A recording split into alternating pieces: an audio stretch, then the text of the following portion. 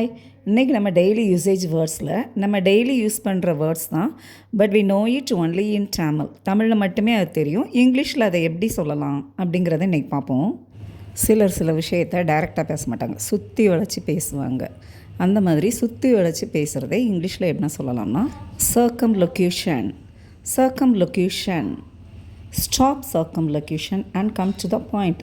சுற்றி வளைச்சி பேசுகிறத நிப்பாட்டிட்டு பாயிண்ட்டுக்கு என்னன்னு வா, விஷயத்துக்கு என்னன்னு வா அப்படின்னு சொல்லலாம். Stop circumlocution and come to the point.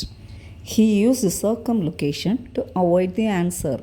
பதில் சொல்கிறத தவிர்க்கணுங்கிறதுக்காக வேணும்னே என்ன செய்கிறது, சுற்றி வளைச்சி அவன் பேசுவான். He use circumlocution to avoid the answer.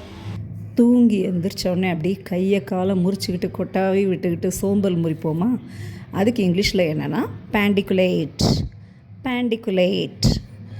I பேண்டிகுலேட்டட் after waking up. தூங்கி எழுந்திரிச்சோடனே நான் சோம்பல் முறித்தேன். ஐ பேண்டிகுலேட்டட் ஆஃப்டர் வேக்கிங் அப். கண் எமைக்கிறதுக்குள்ளே செஞ்சு முடிச்சிட்டான், இல்லை கண் எமைக்கிறதுக்குள்ளே அவன் ஓடி போயிட்டான், ஒரு நொடியில் செஞ்சுட்டான் அப்படின்னு சொல்கிறோமா. இதை இங்கிலீஷில் எப்படி சொல்லலாம்னா இந்த பிளிங்க் ஆஃப் அன் ஐ.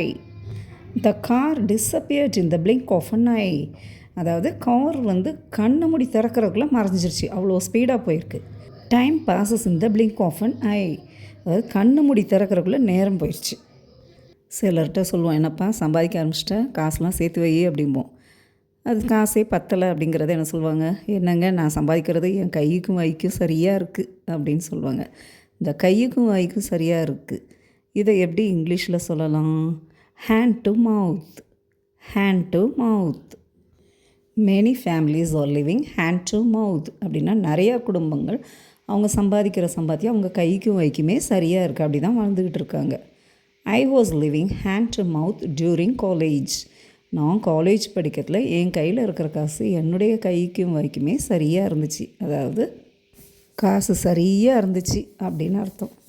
சிலர் பேசுகிறது பொய்யாக இருக்கும், அது நமக்கே நல்லா தெரியும், கிளியராக தெரியும், இது நல்லா பச்சை பொய் அப்படிங்கிறது. அந்த பச்சை பொய் இதை இங்கிலீஷில் எப்படி சொல்லலாம்னா outright lie. He told an outright lie to his boss. அவன் அவங்க பாஸ், அதாவது அவங்க முதலாளிக்கிட்ட ஒரு பச்சை பொய் சொன்னான். நம்ம கூட இருக்கிறவங்களையே அவங்க ஏதாவது தப்பு பண்ணால் போய் நம்ம சொல்லி கொடுத்துருவோமா, காட்டி கொடுத்துறது. அப்போ அதை இங்கிலீஷில் எப்படி சொல்லலாம்னா snitch. He snitched on his friend. அவன் என் ஃப்ரெண்டையே காட்டி கொடுத்துட்டான். Don't snitch on me. என்னையை காட்டி கொடுத்துறாத. இன்றைக்கி பார்த்த வேர்ட்ஸ் எல்லாமே நியூவாக இருந்தால் எஸ்ன்னு கமெண்ட்டில் டைப் பண்ணுங்கள்.